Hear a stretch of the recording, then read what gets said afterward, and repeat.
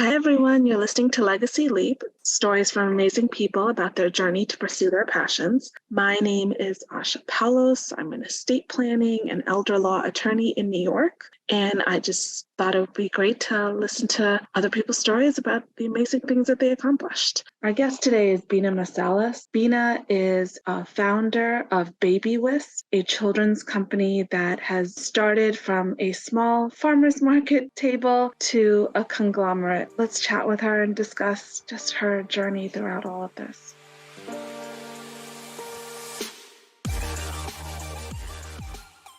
All right, so I guess we have to start at the beginning. I kind of wanted to know how it all first started. Like, were you this kind of creative person in high school, or did it just kind of come to you after motherhood? Is the real? So you're talking about starting my own business? Baby? Yeah. Okay. Yeah, I'd always been doing crafts and making stuff and sewing and all that kind of thing. So, and then when I was on maternity leave, I just had more time. Yeah. And did you sell things when you did it? Like, No, were you in high I school, never, like, selling friendship bracelets or? no, I just made them. Yeah. I didn't think to sell them. Yeah, so you had this creative part, it sounds like, but then where did the business part come in? Like, were your parents like this, or you just decided? Like, who was that influence in you to? I do have a business degree. So it's like on the back of my mind, it's like you can make a business out of anything, right? Yeah.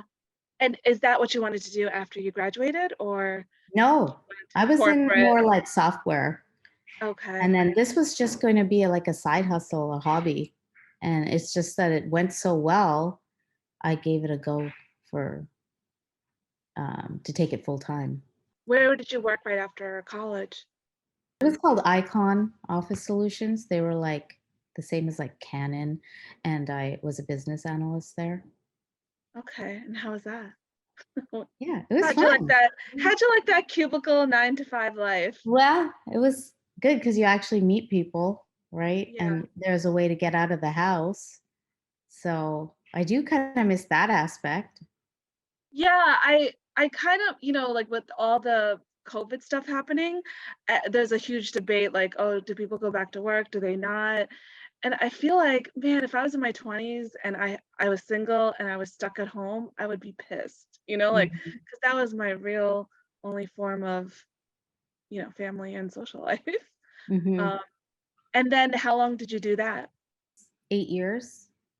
Oh, wow. And then when you had Etsia, you decided, okay, I'm going to start planning this, or No, was it I was before? just doing it on the side because I didn't know how much money I could actually make, and I had, bills to pay and a mortgage payment and, like, child to support, so but then, in Canada, you get 1 year maternity leave, and so you're still I getting knew kind the of. concept. You don't have to come right after 6 weeks. I think that's what the rule is now. Yeah. So, no. So then I had, like, lots of time. And so then, after I had my second child, we ended up moving. And so I was going to give up my job anyways to move across the country. That's when we left Edmonton and moved to Toronto. So then it was like, well, now's a chance to give it a try. And if it doesn't work, then I can just find an office job in Toronto. Yeah, so what do you think it was just the timing and the Yeah. success you had in Edmonton that made it possible? But Yeah. was there some kind of significant, like, I know for me, it was like I took this class on creating a virtual business. And I think, paying that class, like pressing that button was the biggest like, leap for me that I decided, okay, I'm doing this. And I don't know if you had some kind of like moment where you decided, okay, I'm going to move forward with this. No, it was just that we were moving. And then it was like I could give this a go like full time and get childcare and then see if I can make something of it. And because it was picking up momentum, like I already had 50 retailers of the product by the time I left, like, within the year. And apparently that's really good. And so I knew there was a business, like that there was a need for the product and I had like found a niche market. And then so when I moved to Toronto, the game changer was getting a distributor. And then boom, I'm in 300 stores plus my website plus other channels. So that was kind of like a game changer, and then suddenly I could make a living off it. Sure. And then how did you went back to work after your maternity leave and started doing this on the side in Yeah. Edmonton? Mhm. So what was that like, trying to juggle everything? Well, yeah, no sleep because you're still doing nighttime feedings and stuff, right? And then like a baby and a toddler, and then I'd work till like 1 o'clock because also I was dealing with overseas suppliers. So that's when I'm talking to them. And then, yeah, you get up at 6 and go to work, like get ready to go to work. And then you come home, pick up the kids from childcare and then make dinner and all that. And then instead of going to sleep or watching a show, I started working on the business. So that was hard. So that's kind of like either I can't even do it as a side hustle when you have two small kids and working full time. Sure. Mhm. I also think, and what I think, like, people now who are starting a business like me, don't know is that, 10 years back, none of this information was online for you to do it, like how to create an Etsy store. There are plenty of things that you can look at now to do it so easily. I don't think that was really just so available back then when you're creating, going to the farmer's market, doing your thing. Where did you learn all this from? Or was it just process of elimination, trying to figure out what works Yeah, best? just doing it. Networking with other business owners. To figure out, oh, this is distribution, this is the next goal. Mhm. I don't Or know. more like, where are you going for exposure? What is like, even selling, like I used to do for wholesale, I didn't know that you're supposed to give them like a minimum order quantity. So then it's like, oh yeah, sure, you can have one of this and two of that. And it was like by the time you do the labor on it, you don't actually make any money. And then Yeah. yeah, like Well, just things like that when I would, say something to another business owner, like, "You need a minimum order value." And I was like, "Oh, that would make sense." Or minimum, like, you have to order like 5 of each thing or 10 of each thing instead of just like pick 1 and this and 1. Yeah, and no you one would tells you. no, you would create all these things in your home first before Mm, you got the international, yeah. um, production company. So then what was that like? Like, w did you feel like it was just taking over your home, or was Yeah, it okay. definitely. And then in the beginning, you're everything you make, you're just putting it back into the business. So it's like the difference between, "Oh, yeah, are you making money on this?" "Yeah, yeah, I'm making money." And be like, "No, into your bank account." Like, so you can, like, Yeah, spend it on what you need, not just, like, more supplies or marketing or so, like, that's the difference. You can say you're making money in your business, but if you're actually not keeping money for yourself to spend, you're not yeah, it was a hard, like, pill to swallow for, um, John or whoever else, like, you're getting a ton of clients, you're making money, but yeah, none of it is actually spending it. going to you. You have that passion and drive to, like, invest it back into your company in any way you can, so, yeah, no one told me that the first year. So then how did you go from that to deciding, "Okay, I need someone else to create it." Like, what was that moment like? Oh, yeah, so when I went wholesale, then the volumes increased, and there's no way Yeah, I could be making these clips. So then I originally had hired a couple ladies in Edmonton, and sure. and they were making and then they come and bring it to me, but then I had to, like, check their quality of each individual Are clip. these like amateurs that are just sitting at home doing nothing? Yeah, pretty Were much. you getting labor? Yeah, it That's was through awesome. people I know. Someone's like, "Oh, I'm a stay-at-home mom, I pay them per piece." And then they That's would bring great. me a bag and, like, when their child was napping or and so they would do that, but then it was like, you know, if the quality wasn't saleable, then I have to, like, put in this pile and it's like, "You have to redo this or this doesn't look good," Yeah, or and that's more effort on your part and energy, yeah. yeah. And then like and you're in a process, like once I showed them how to make them and like all the process, it's not like that's the thing too. Like my business doesn't really have barriers to entry. So then I had actually people who I knew, one in particular, who just started doing the same thing. Oh, interesting. Yeah. Yeah. Yeah. I find that in a smaller scale when I do social media, it's like I can see it just cut and paste and put into something that I created, just placed into their farm's social media. I'm like, oh, okay. So this is a thing. Yeah. It's a thing. You wouldn't think to do it, but I learned that lesson early. Yeah, so that is a good segue to when did you trademark? When was that the moment that you decided this is a legitimate thing? I want to trademark it. I want to, You know what? Trademarking wasn't that expensive, so I did it right away. yeah, for Yeah. Baby Wisp. Yeah. And then do you have to trademark the design of I had applied for a patent at yeah. first, but then I spoke with a patent lawyer, and honestly, I didn't actually have a long term plan or anything. So, and that could get quite expensive. So I didn't, I just kept it in an application process and I didn't pursue it. Yeah, because when you think about, and again, now you could do anything because of Google and YouTube and but if you become like an Amazon distributor, it's just repackaging and rebranding the same items over and over again. So Mhm. in your situation, not only do you have a unique product, but you have the brand for years to kind of stand up to all the other duplicates, dupes out Yeah. there. I guess Yeah. maybe it's like a form of flattery if you have dupes out there, right? Yeah. Well, no one's flattered by that when they're pulling it out of, your food out of your mouth Yeah, when yeah. you work so hard creating it. So, Are there things in the business in the beginning where you were like, I don't want to do this, or I don't know how to do this, I need to figure it out, or did you outsource it? Like, how was that process like? yeah, well, that's the thing, right? You're probably doing it too, or you're doing everything for the business, right? Yeah. Like you're Yeah, on I'm the janitor. I'm the attorney. You get yeah, everybody.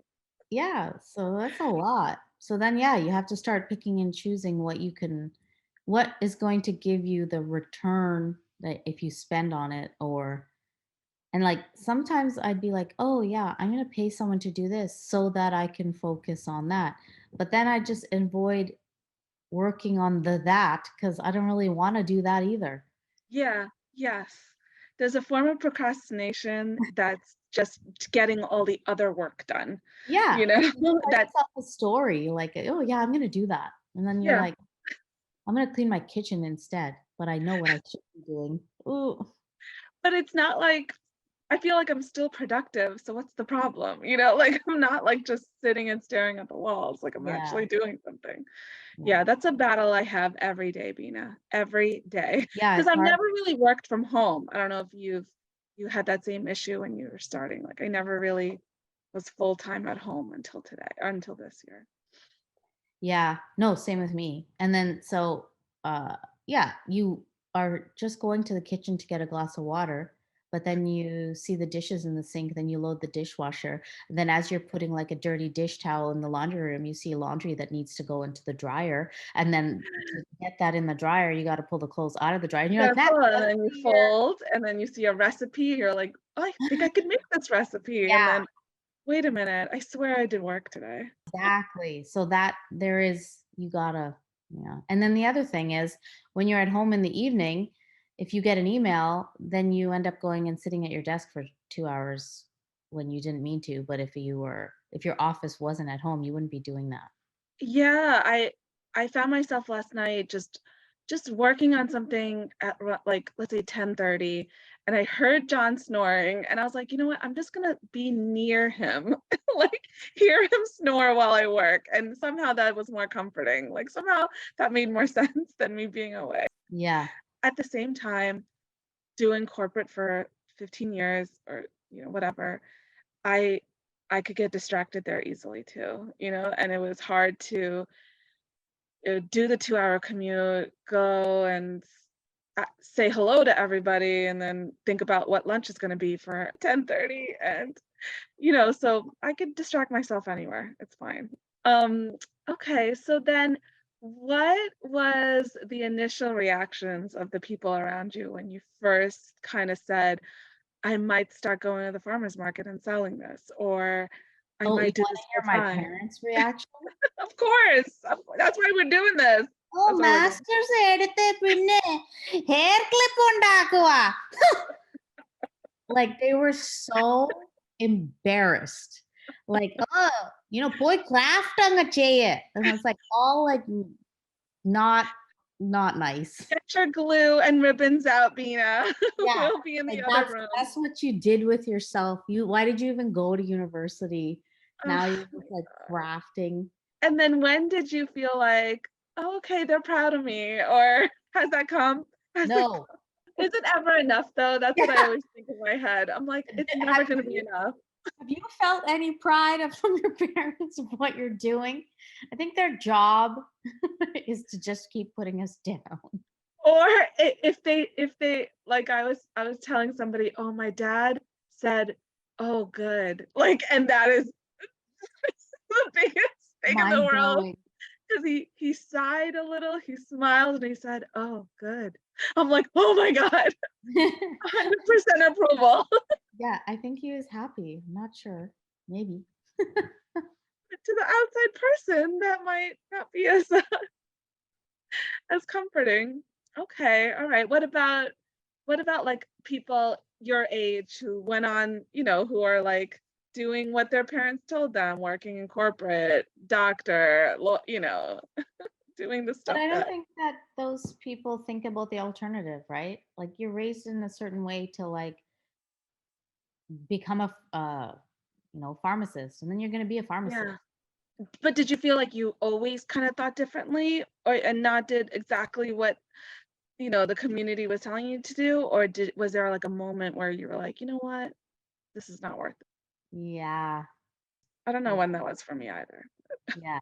That must have been scary for you to like jump off like that. Was there anyone else that that kind of did that? Like started to do their own thing and took the financial No, no risk? way. And there was, I tell everyone the story that there's like a form that you have to fill out that says, do you know an attorney that will back you in case you die? In case you die of a fiery crash. Is there anyone that can just hold on to your files? And I'm like, no, I just moved. And like I was like, who will do that for me? And then I, without hesitation, my friend, who I haven't spoken to in years, said, "Of course I would," and I put his name down. I'm so grateful for him. But man, nobody tells you this stuff, Yeah. You know. Yeah. But I have much more respect for like those the uncles that created grocery stores, all that, because I don't have a store, I don't have rent that I have to pay every month, and it's still overwhelming for me, and I can't imagine what they did. I can't even fathom doing that in a different country. Um, so when you moved to Toronto and got more expenses for your business, how is that? Because there's a difference between what you were doing in Edmonton and the expenses in Toronto. Two kids, a home. I also opened a shop, like what you're talking about, Yeah. in, on a commercial strip. So it was a baby boutique, and we sold like all of my hair accessories were there displayed. And so yeah, I had to pay for rent and I had to pay for staff because they were helping customers, and we had a warehouse in the basement to get outgoing orders going. Oh wow. So And then gone were the Amachis, stay at home mom. this time it's shipping, from overseas. Yeah. So Hmm. then that was a huge change from Edmonton. Yeah. So then you're dealing with employees, employee issues, contracts, all that stuff. Who's Yeah. teaching all this, Bina? Going with it. And then I hired someone to handle the search engine optimization Hmm. and get the website traffic up, and it was really expensive.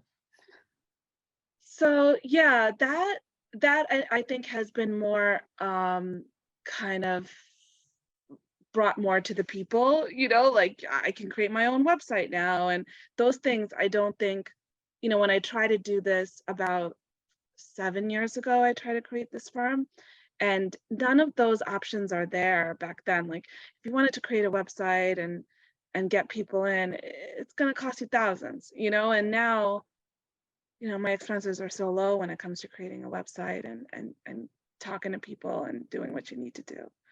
Um, I so was I can't imagine that that's a huge leap to decide, okay, I'm going to take this online. I'm going to sell through Etsy, through my online store. How was that process? Like, do you see a big change from how you were when you first started online? I started an online website right away in You did? Edmonton. Okay. Yeah. But the thing that I was talking about was like ranking for keywords. So Yeah. getting found on the web is a whole other thing. Like, I wanted to rank number one for the keyword term baby hair bow or Yeah. baby hair clip.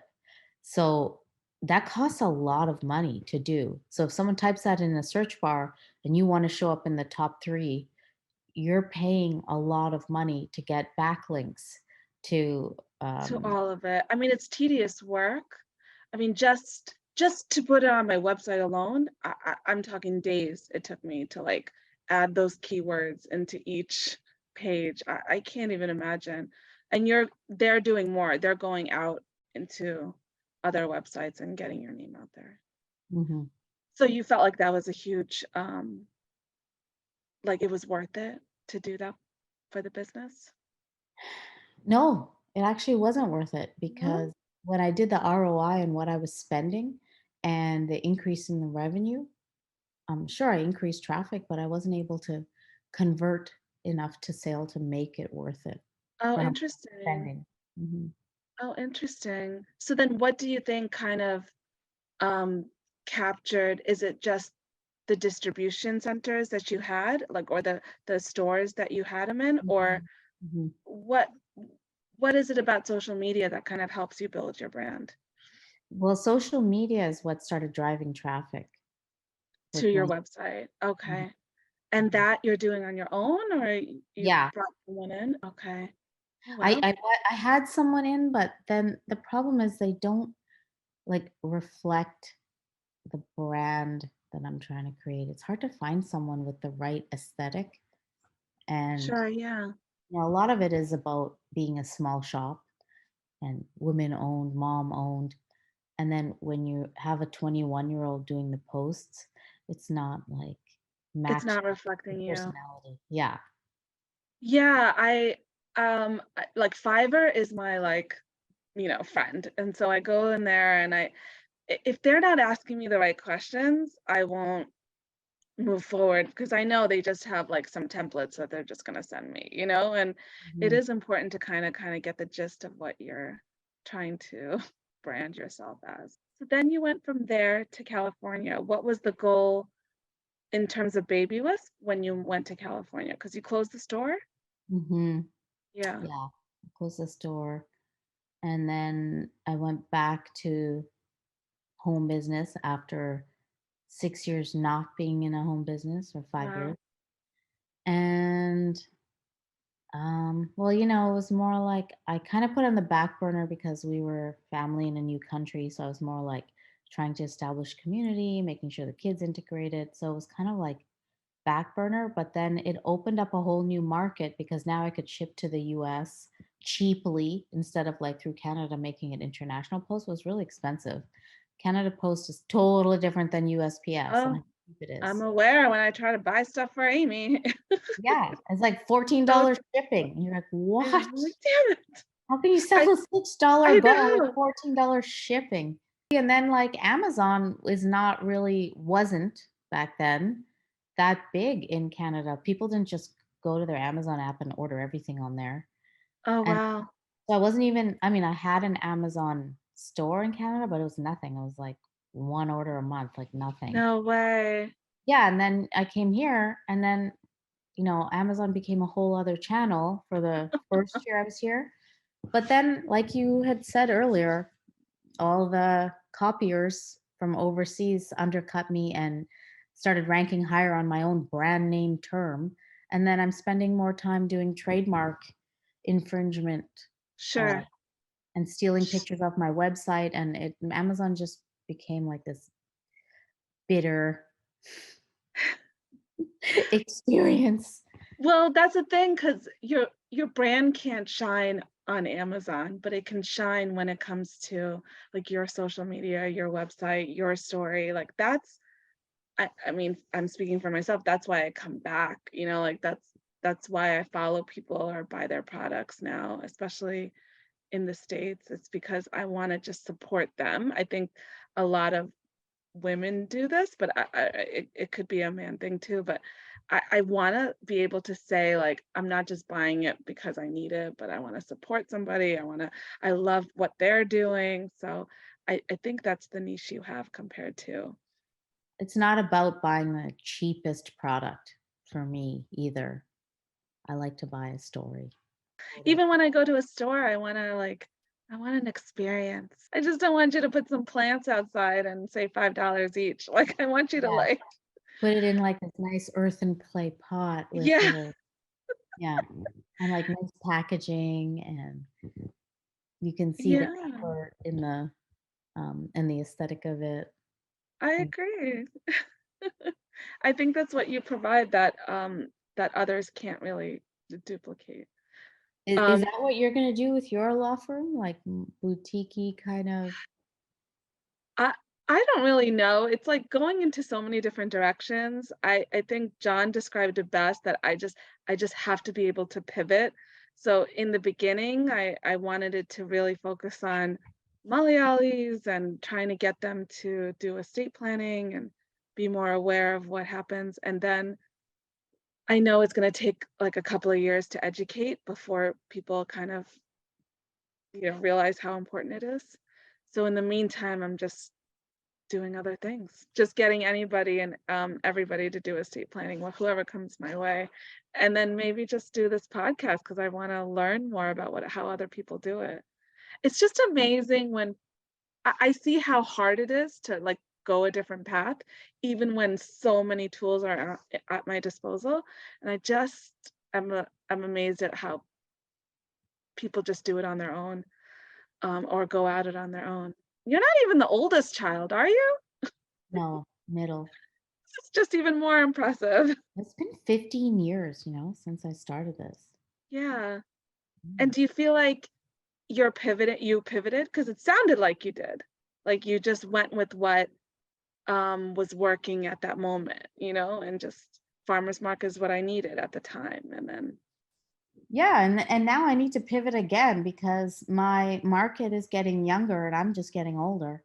So I need to get on like TikTok and Snapchat and like all these things around, when I jumped off Facebook more for Instagram, I actually enjoyed like I was doing that on my own anyways, but I don't my kids are on Snapchat and TikTok. And so it feels a little like a young platform for me to be like it would be for business only. Though TikTok has some funny videos. But that's oh the my platform you need to be on right now as a small business for people in their 20s and 30s having kids. yes, I agree. And I think there's a bunch of supporters out there that will there's a good community of people in social media when it comes to what you do, like small business mom owners. And they just seem so much more supportive, especially in the TikTok community. Oh, Um, that's that good to will know. I just, gotta get on there. I keep yeah, talking about it. yeah. I when they first came out, I, grabbed the handle and stuff, but I just never did it for my own. Do you do TikTok and I don't Snapchat? do videos. That is something I'm pacing myself on what I do. So Instagram, Facebook. I just got on LinkedIn. So January is my goal for TikTok videos, but I'm learning as I go. Mhm. But my friend who is my accountability partner, I meet with her every week, and she's amazing at it. She's great. So I think I could like learn a lot from her.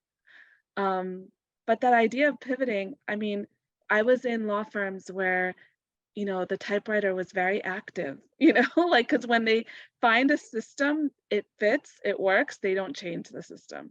and it's hard. And I didn't know if this was all business owners or just law firms, or, but it felt that way, that all these associates that I talked to, the younger associates, they would say, yeah, we're still using WordPerfect, and we're still accepting checks, and we're still using a typewriter, and we still Oh, want people wow. to come in. And I was like, is this the only way? And especially because I don't live near like all, the Malayali community in Queens and Long Island, but I wanted to work with them. And so I had to figure out another way. But for you, you have like a great um, skill. I don't know if it's a skill or an ability to connect with people. Oh, good. So, Good. yeah, I'm even just more amazed. I just want to learn more about you. Like, over I'm not, this video. more curiosity on my part. And then how do you seem like not only a great business owner, but an incredible mom. And I just don't know how you kind of balance the two. You seem like you always are on top of things when it comes to dealing with your kids, getting them on the right activities. I can barely take Joey to soccer every week. So how did you have time to kind of do this? What's your tips on juggling the two? I have no tips, and I'm surprised you'd even say that because I don't feel like I have it balanced or Oh anything my at God. all. Just like you're in it and you're doing it. I think everybody feels that way, right?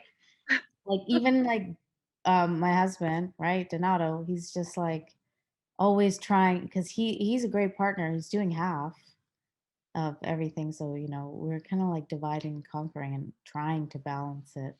But Yeah, because I tell I work people that from home, too. That's my secret. Like I have a husband. yeah, thank goodness he does. And he doesn't expect me, even though I have the flexibility for work, we came to like, because I work from home, but we've coming to it where sometimes he relapses. Yeah, like week 1 after I quit, it was like, "Oh, I guess I'm getting the mail and throwing out the garbage now? Okay." Yeah, exactly. Or like all the kids' appointments, like, Yeah.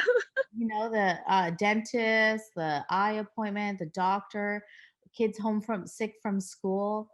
It's like, Yeah, like there was no question. "Oh, Asha's here."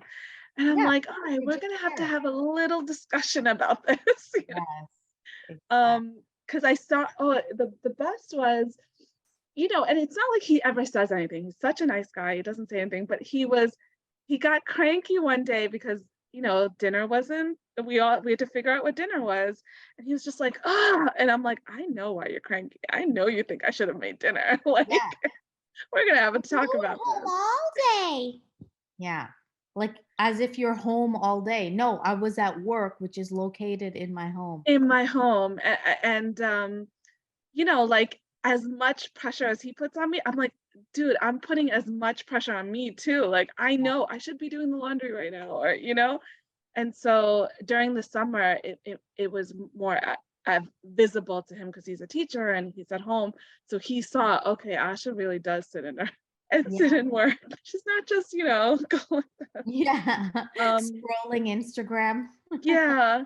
Okay. So you have a good husband that understands. One day Joey said to me, "So you're home all the time?" Like he just said it in such an annoying way. I was like, Aw, wow, wow. so cute. So how was that when you were in California and you were like, "I'm here all the time with you"? Yeah. No, that sucks. Actually sucks. Because even when you come to a new country, like how am I supposed to meet people? I'm a Yeah. extroverted person socially, and yeah, that part was hard, but now I've been here 6 years, so Oh, wow. Has it really I been that long, I Beena? know. Wow. Yeah, Wow. so it's been Yeah, it seems like you've settled in definitely, and you're yeah, but you're right, like, staying at home though, like, I actually make sure I go somewhere every day, because if I do stay in the house all day, by the time the kids, like, I pick them up from school or then Donato gets home, I'm, like, not in a good place because I wanna go somewhere or get out or go do yeah, something. like itching to, or I'll just tell John everything. Like I'll just dump on Yeah, him like, and then this happened and then this happened. He's like, "Whoa." Like, yeah. So that's why I did a podcast, so I can just talk to other people about my day and let Yeah. them know what I'm doing. Oh, and Um, maybe that's what he says too, because he'll come home and then he wants to go do his own thing. But then I'm like, so what happened at school today? Tell me a funny story. And then he's like, can I do that later? I kind of want to play PlayStation. I'm like, yeah, but after. Let's go for a dog walk right now, and then we can. And let me he's just stand next to you. and then he's like, let me guess, you didn't talk to anyone today. I'm like, nope. To have that kind of like Yeah, awareness.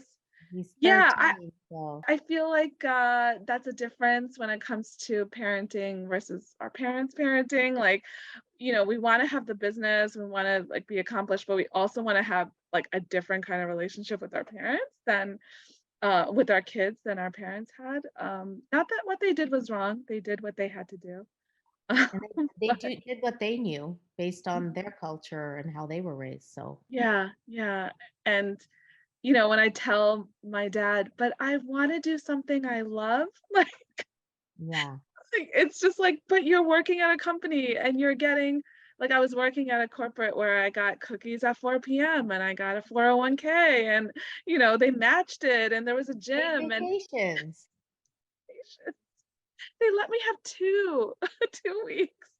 And it was a really great gig. And he looked at me like I had 7 heads when I was like, I want to quit all this and do something I love. And it's happening. Like Yeah. I failed him. And so was there a moment like that where you were like, why am I doing this? In November, sales are up, and again in March, or, like, late February, and then August. So it's like 3 times a year there's gonna be a spike. But in your first couple years, you don't know that. No, Yeah. because So you're then just trying to survive. Yeah. yeah. So then in November, I was like, "Woohoo!"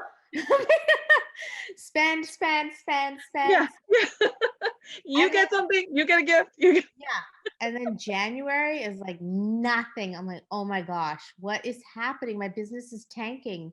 Like, yeah. it was just a, freak one-time thing, and, "Oh, no." And then, yeah, it comes back by Oh, interesting.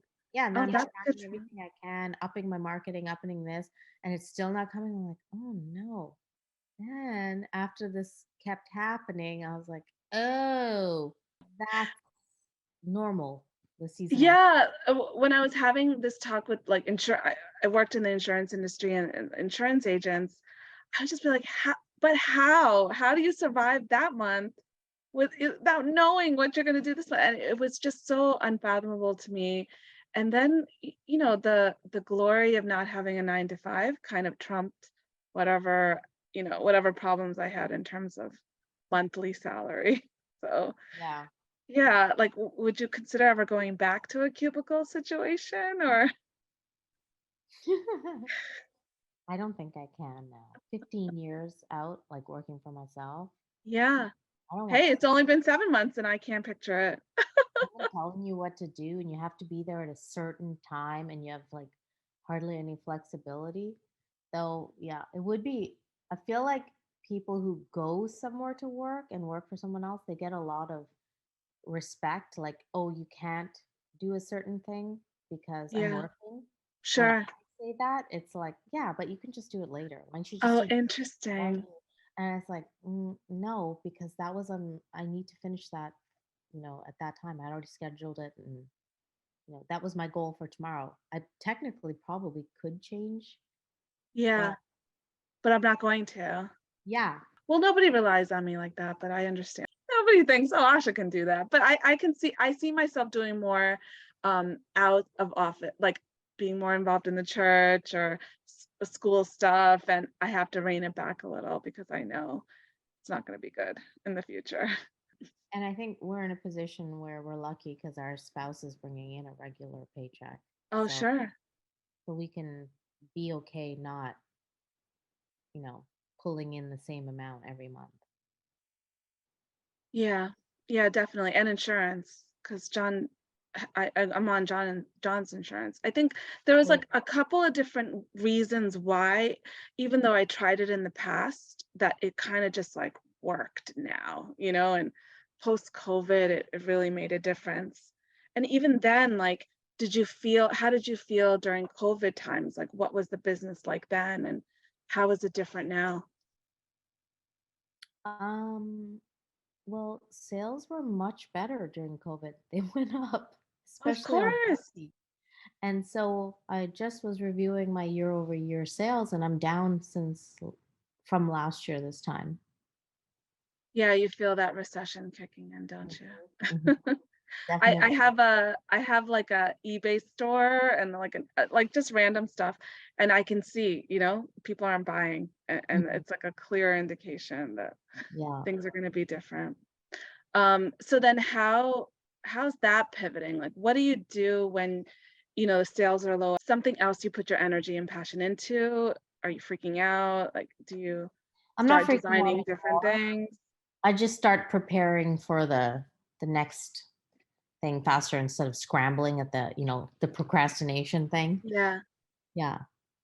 Do you have someone that I know my weakness is like finances, so I have someone that does the money stuff because I don't want to be doing that on a daily basis. I don't love numbers.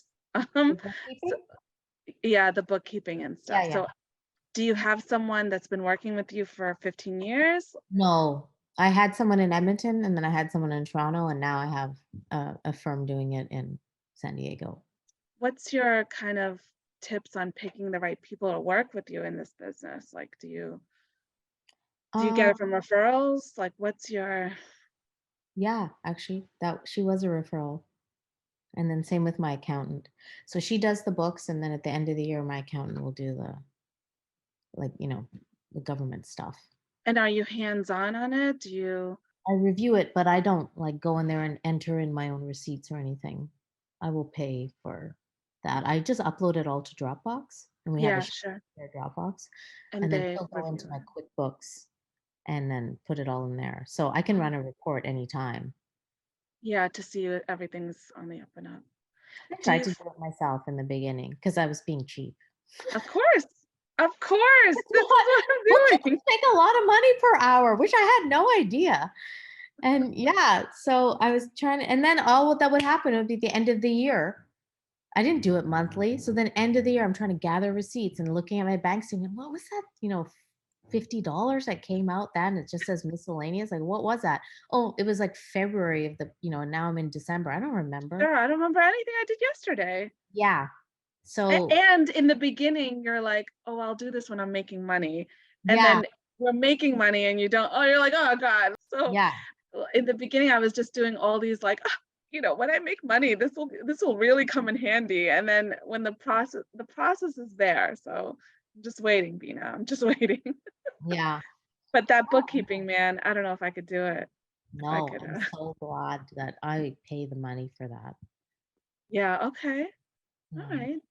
right. So do you see a lot of Malayalis or South Indians kind of um, creating more, being more, off the beaten path? Is it more normal now, or is it Yeah. still? Yeah, Don't you think? I I don't know. Maybe not Malayalis. I don't know. Or maybe I'm just not seeing it. I feel like I'm so old. I'm not like with it Yeah. anymore to see it. Because we're not on TikTok and Yeah, Snapchat. we're not on TikTok. But I recently started following this woman who's like a wildlife conservationist, and she's like, been in the business for years. I'm like, this is incredible. So yeah, there's a lot of interesting people out there. Do you recommend anyone, any Malayalis that are kicking ass like you?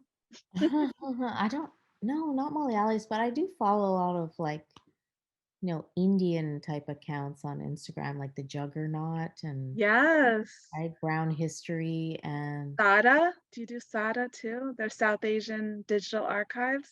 no. They are amazing. They don't have a lot of Kerala stuff, so I wanna see who will help me with that, but, yeah, I love brown history. That's a Mhm. Canadian thing, I think, right? Is it? I think the founder is Canadian, but he's incredible what he does. There's another one, an Indian, like it's new where they're doing like dating. Have you seen that one? No. Yeah, and it's really Okay. funny. Like I don't yeah, like the guy was talking about how he ended up they're like interviewing him on the camera, and he's like, oh yeah, I went on this, these dates with this girl, and everything was going great. I flew down to see her, and then we hung out, we had a great weekend, and then I get back, and then she was just like, oh, um yeah, I think we're just friends. And like that whole weekend showed me that we're just friends. And then the music was stopped because and he was like, were we on the same weekend? Like, do you watch that Netflix show, The Arranged Weddings? Right. I watched the first season, but not the second season. But like when other non-indie people come to me and say, wait, so you have, can you imagine flying somewhere to meet someone? I'm like, yeah, I've done that. Like, I've done that twice. Like, people have come to me. That's just what you do. And Yeah. they're like, what? Like, I'm like, yeah.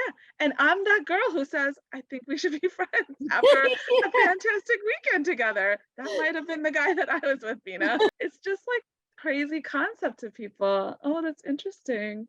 Yeah. There's another one called Lungi, Pink Lungi, Oh no, I haven't seen that. and that's Malayali too. So they really, there's like a whole like community in America that's Malayali, but they're able to keep like how they grew up in Kerala here, because in our parents' minds, like it's still like the 70s, like everyone's like Yeah.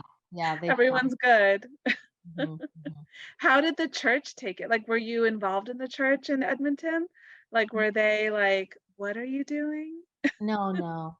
No, I kind of like after I got married, I really, and then, like during university, I didn't really go to church that much. So I started becoming, the person who just shows up at Christmas and Easter. Do people contact you to say like, hey, I think I'm creating my own business? People like me? Did they ask for your ads and stuff? I think No. it's interesting. Like, I think in some aspects, when you're trying to create something so off the path, you become off the path, like you become out of people's radar sometimes, and I don't really know what's happening to people, or what they're doing. Did you feel like you had to kind of leave the community, or no? It was No, just like, yeah, natural thing.